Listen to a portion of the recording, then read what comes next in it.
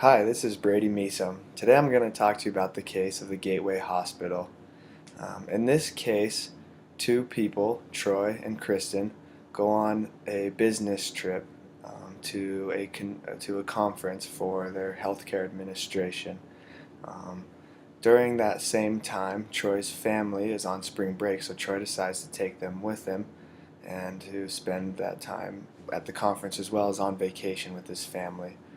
The Gateway Hospital, where Troy and Kristen work, reimburse their employees for their business trips when they send them out to these conferences. Um, because after they returned home, Troy realized his family's vacation was more expensive than planned, and so his wife suggests to him that he should inflate the expenses incurred and throw a few extra meals and an extra night of his personal expenses onto the business expense. Um, a few days later, after he does that, Kristen, his business partner, is approached by the head of the accounting department and is questioned about Troy's expenses and why his are so much more than hers. Kristen decides, before responding to the head of the accounting department, that she should confront Troy about the issue. Now, in this scenario, Troy has a few good arguments that he can propose to Kristen. The first being that the amount that the company provided to him for the business trip was not adequate to cover the total expenses. Um, the conference, as I said, was in Orlando, Florida, and that's kind of a popular tourist site, and so usually in places like that it's more expensive, and so his meals could have been more expensive, the activities he was doing and all of these things could have been more expensive than the amount that the company gave him. A second argument that Troy would have in this scenario is that because he travels often, he misses a lot of family time, and that family time cannot be replaced.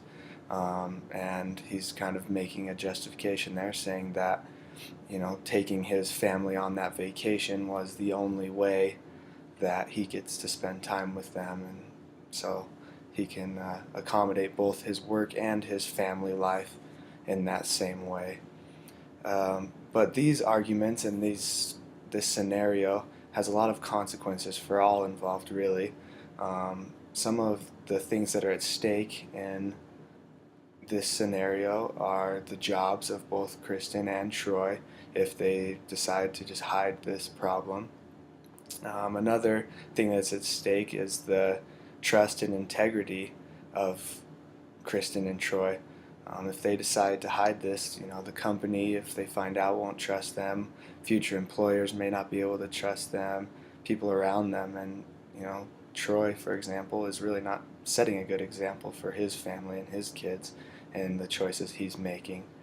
Um, the things that Kristen can do to kind of lever Troy when talking to him about this situation is talk about simply being ethical. Um, that is something that lacks greatly in the business world today, and if we decide at an early age to be ethical and to always make the right choices, then we won't have to worry about being faced with these hard choices because we know what we need to do. She also can present him with the fact that if he goes through with this, there's a chance he can lose his job, and losing his job will be a lot more detrimental to his family than just covering a few expenses and saving a little money here and there. So, kind of in conclusion, the responses that um, Kristen should give to Troy for his arguments is to just say no.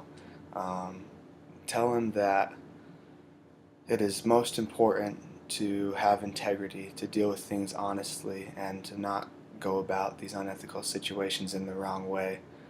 Um, I think an important part of this is that the company can also um,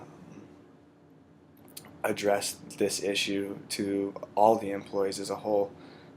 The case states that that is part of the culture of this company, and if the company is able to address this problem, and then all the employees will hear the message and they will be able to fix the problem, or at least partially fix it, and continue to harp on the fact that they need to be more ethical and honest and act with integrity in their company.